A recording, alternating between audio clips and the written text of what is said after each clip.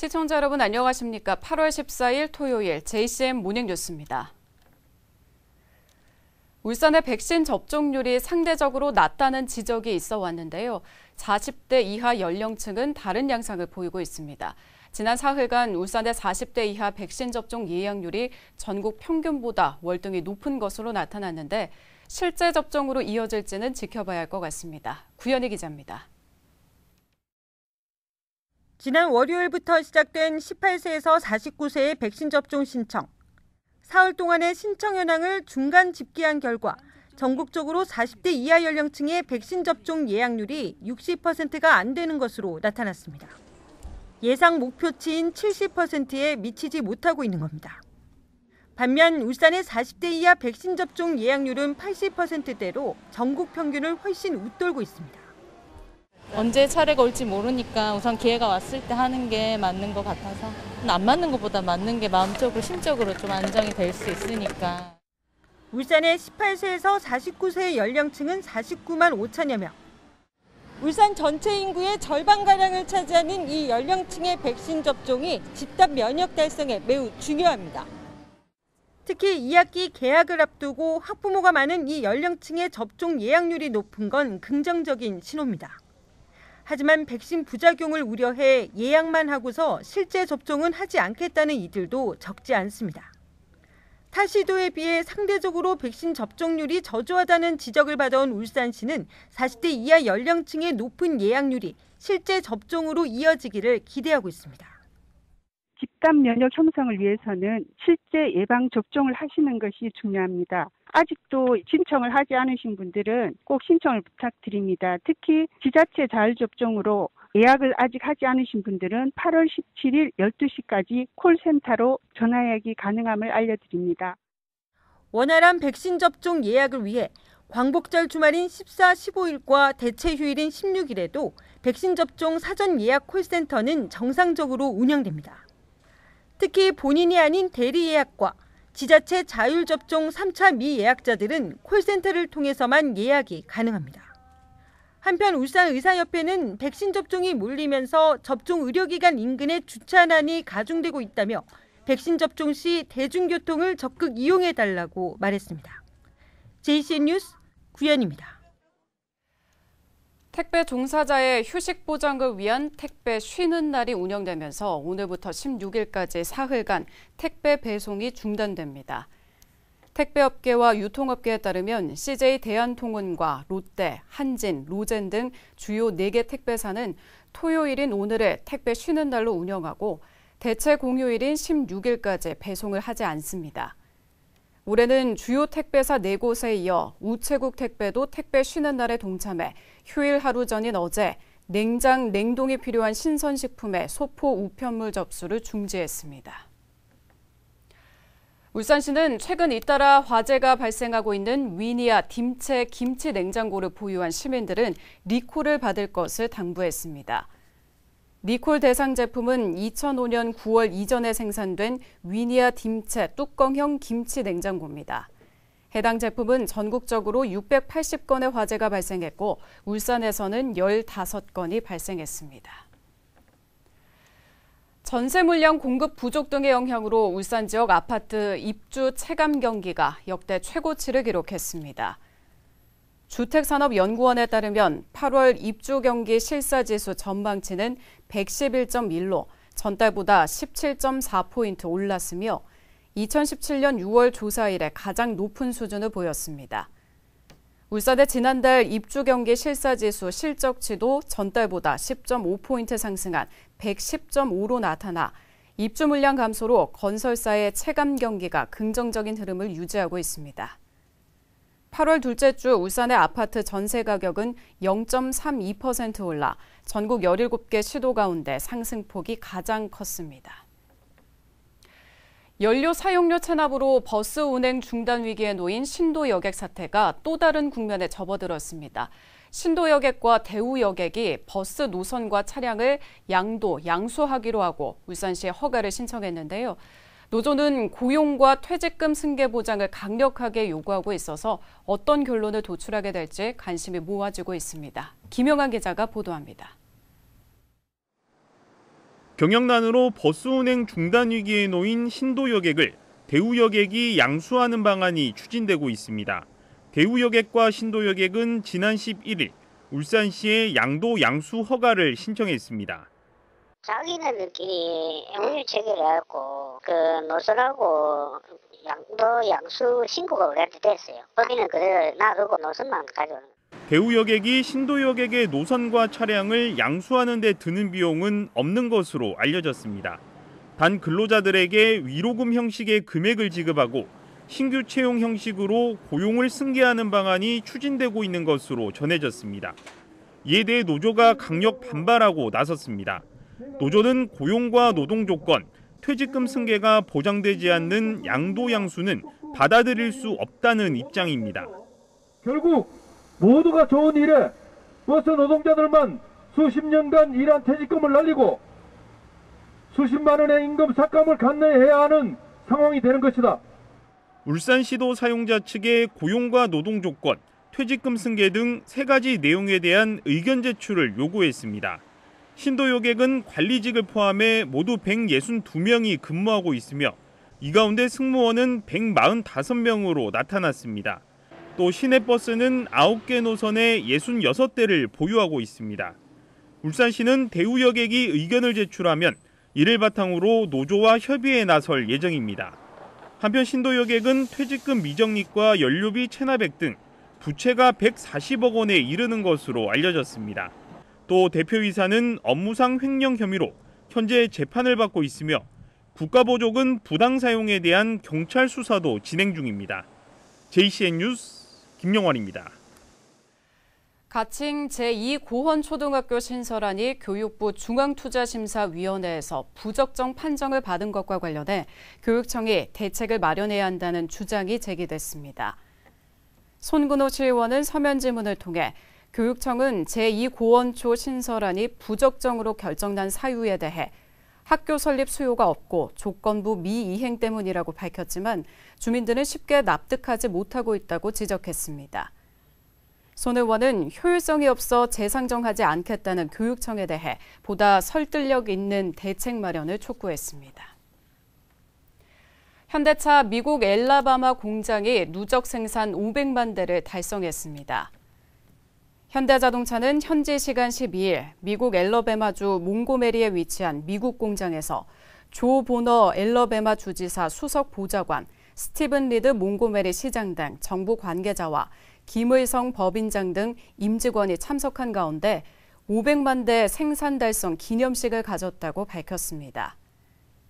현대차는 미국 현지에서 지난 2005년 5월부터 본격적으로 생산을 시작해 소나타 256만여 대, 아반떼 148만여 대, 산타페 90만여 대 등을 생산했으며 16년 만인 지난달 27일 500만 대 생산을 달성하게 됐습니다.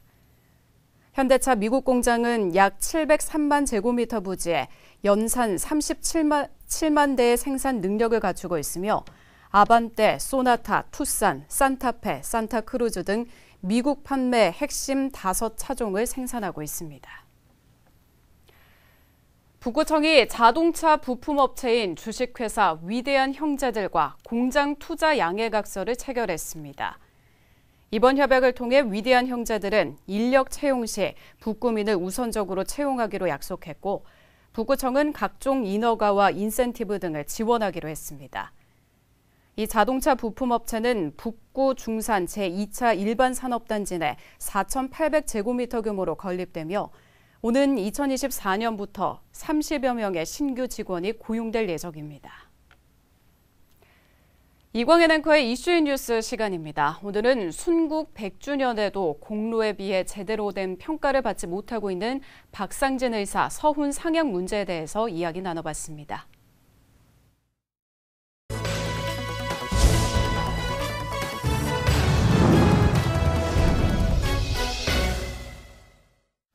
네, 이번 주 박상진 의사 서거 100주년을 맞아서 기념주간이 선포되고 많은 행사가 진행되고 있죠. 주초에 기념사업회 유복수 회장과도 얘기를 했지만 박상진 의사를 재조명하는 과정 중에서 가장 중요한 일로 평가되는 것이 서훈 승격 문제입니다. 김동영 기자와 좀 더 얘기해 보겠습니다. 김 기자, 박상진 의사의 서운의 격을 높여야 한다는 여론이 몇 년 전부터 나오고 있는데 지금 어떤 상황이고 어떻게 격을 올려야 한다는 건지 조금 말씀해 주세요. 서운은 상흔법에 의거해서 우리나라의 뚜렷한 공적과 공적을 세운 사람에게 훈장을 수여하는 제도입니다. 네. 훈장은 여러 종류가 있는데 국가의 기초를 공고히 한 사람에게 수여하는 건국 훈장은 5가지 등급으로 나눠져 있습니다. 네. 박상진 의사는 건국 훈장 3등급에 해당하는 독립장을 수여받았는데요. 문제는 이 등급이 박상진 의사의 공적에 비해선 상대적으로 낮다는 점입니다. 상대적이라면 다른 분들과 한 비교를 한번 해봐 주세요. 예를 들면 광복군 부사령으로 청산리 전투를 이끈 김자진 장군은 건국훈장 1등급인 대한민국장을 받았습니다. 하지만 그보다 높은 총사령, 그러니까 대한광복회의 대표는 3등급에 머물고 있다고 보면 됩니다.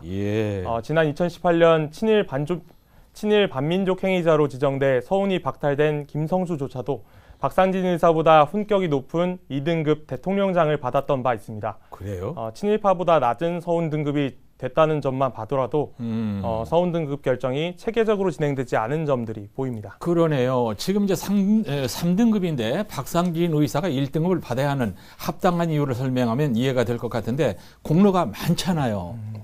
많은 공로들이 있긴 하지만 가장 큰 공은 1915년 국내에서 대한광목회를 조직하고 초대 총사령을 지냈다는 점입니다. 1910년대에는 실력을 양성해 독립을 이루자는 계몽주의와 무장으로 독립을 이루자는 의병투쟁운동으로 계파가 나눠져 있었는데요. 박상진 의사는 이 두 계파를 하나로 묶어 전국에 지부를 둔 대한광복회를 조직했습니다. 대단하죠. 대한광복회는 상덕태 상해라는 비밀 연락 거점을 중심으로 군자금도 모집을 했는데요. 광복 이후에 알려졌지만 경주에서 일어났던 세금 마차 절도 사건도 독립자금을 모으기 위해 대한광복회에서 진행한 일이었습니다. 박 이사가 한 일은 뭐 영화로 만들어도 될 것 같은데 친일파 처단 작업도 했잖아요. 네, 맞습니다. 박상진 의사는 일제 무단 통치가 실현됐던 1910년대에 독립운동의 선구자 역할을 했고요. 이후에 진행된 무장 항일 투쟁 운동에 씨앗을 뿌렸다고 평가할 수 있습니다. 이런 많은 배경이 있는데 그래서 3등급은 터무니가 없고 서운을 올리는 건 당연한데 왜 아직도 안 되고 있는가요? 일단 건국훈장의 서운이 진행됐던 1960년대 상황을 살펴봐야 합니다. 박상진 의사의 경우 철저하게 비밀결사 활동을 했던 만큼 당시에는 그에 대한 자료가 많지 않았습니다.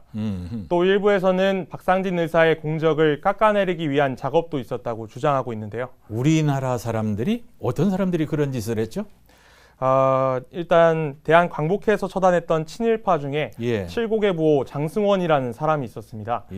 그의 아들인 장택상이 해방 이후에도 이승만 정권에서 총리를 지내며 박상진 의사에 관한 역사 왜곡을 자행했다는 주장입니다.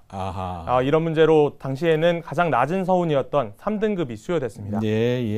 사실 말이죠. 이 문제는 지역에서 깨놓고 말못 사정이 좀 있는 것 같아요. 그래서 지난번에 기념사회 유복수 회장도 그냥 넘어갔던 얘기인데 그런 저간의 사정이 있었던 것 같습니다. 말씀 이어주세요.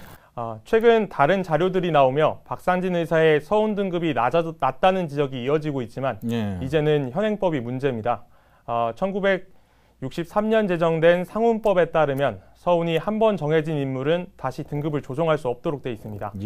법 개정을 위해 정치권까지 나서고 있지만 법 개정은 여전히 쉽지 않은 상황입니다. 이제라도 서운 상향을 위해서 노력하는 것은 그나마 다행인데 그동안 울산에서 노력을 안 한 건 아닙니다. 어떤 노력들을 해왔죠? 현재 시민들 대상으로 박상진 의사 서명운동이 진행되고 있습니다. 최소 10만 명, 최대 30만 명을 목표로 진행되고 있는데요. 참여율이 좋지는 않습니다. 지난 6월부터 이어진 서명운동에 현재까지 10,000명도 참여하지 않은 상황입니다. 10,000명도 안 돼요. 좀 창피한 얘기입니다. 우리가 코로나 때문에 신경을 좀 덜 썼나요? 그래서 지금 우리가 거듭 이런 시간을 갖고 있는 거예요. 이 서명운동이 중요한 이유는 박상진 의사 서운 승격을 위한 시민들의 열의를 보여줄 수 있다는 점입니다. 실제로 지난 2018년 박상진 의사와 함께 서운 승격 운동을 벌였던 유관순 열사의 경우 30만 서명 운동을 이끌어내서 결국 1등급으로 상향됐습니다. 지금까지 추가 공적이 인정돼 이전보다 높은 등급의 훈장을 수여한 사례는 유관순 열사와 여운영 선생밖에 없습니다. 서운 승격이 쉽지 않다는 점에서 시민들의 참여가 절대적으로 필요한 상황입니다. 그렇습니다. 이제 저도 한마디 덧붙이자면은 나라를 위해서 희생적인 삶을 살다가 옥중에서 숨져간 우리 선열들에게 그 희생에 합당한 대가를 바칠 때 비로소 나라의 정의가 살고 민족의 정기가 산다고 생각을 합니다. 지금도 늦지 않았어요. 울산의 독립운동가 박상진 의사의 거룩한 자취를 제대로 찾아드리는 일에 시민들의 성원을 부탁드립니다. 김동경 기자 수고했습니다. 한국은행 울산본부는 추석을 앞두고 지역 중소기업에 100억 원 규모의 자금을 지원합니다. 한국은행 울산본부는 추석 전 금융기관이 울산 지역 내 중소기업에 운전 자금을 대출할 경우 금융기관 대출 취급액의 50% 이내에서 연 0.25%의 저리로 금융기관에 자금을 지원한다고 밝혔습니다. 지원은 오는 17일부터 다음 달 17일까지 울산 지역 소재 금융기관이 울산시에 사업장을 둔 중소기업을 대상으로 추석 특별 운전자금 지원을 목적으로 취급한 대출만 가능합니다. 남구청이 코로나19 사태 장기화로 어려움을 겪고 있는 소상공인들을 돕기 위해 경영안정자금 100억 원을 추가 지원합니다. 소상공인 경영안정자금은 업체당 5천만 원 이내, 상환 조건은 2년 거치 일시 상환 방식으로 구청이 소상공인의 대출 이자 중 2% 이내 이자 차액을 2년간 지원하게 됩니다. 올해 남구청은 소상공인 경영 안정자금으로 3월에 100억 원, 7월에 100억 원을 각각 지원해 이번에 100억 원을 추가로 지원하면 전체 지원 규모는 300억 원에 달합니다. 교육부가 올해에 이어 내년에도 울산의 중등교원을 대폭 줄이기로 하자 노기시교육감이 안정적인 학사 운영을 위해선 정원 감축은 있을 수 없는 일이라고 반대했습니다. 노교육감은 어제 교육부에 중등교원 정원 감축과 관련해 입장문을 내고 쾌적한 교육 환경과 미래 교육을 대비하는 안정적인 학사 운영, 코로나19에 대한 적극적인 대응을 위해서도 교원 정원 감축은 있을 수 없는 일이라고 밝혔습니다. 교육부의 2022학년도 공립중등교사 1차 가배정 결과에 따르면 울산은 45명이 줄어든 4,084명이 배정될 것으로 예상돼 지난해 47명을 포함해 내년 기준 최근 5년 동안 133명의 중등교사가 감소하게 됩니다. 양도되거나 상속받은 부동산 가운데 소유권 보존 등기가 되지 않은 부동산에 대해 한시적으로 소유권 이전 등기를 할 수 있도록 하는 특별조치법이 내년 8월 4일로 종료됩니다. 울산시는 지난해 8월 5일 법 시행 이후 현재까지 확인서 발급 신청이 접수된 458필지 가운데 197필지에 대해서 확인서 발급이 완료됐다고 밝히고 법 종료 시한이 1년밖에 남지 않은 만큼 기한 내에 신청해 줄 것을 당부했습니다. 울산에서는 5개 구군 가운데 북구와 울주군만 해당되며 울주군은 모든 읍면의 토지와 건물이, 북구는 옛 농소읍과 강동면의 19개 동지역 농지와 임야가 대상입니다. 단 소유권 귀속과 관련해서 소송 중인 부동산은 제외됩니다. JCM 모닝뉴스를 마칩니다. 함께해 주신 여러분 고맙습니다.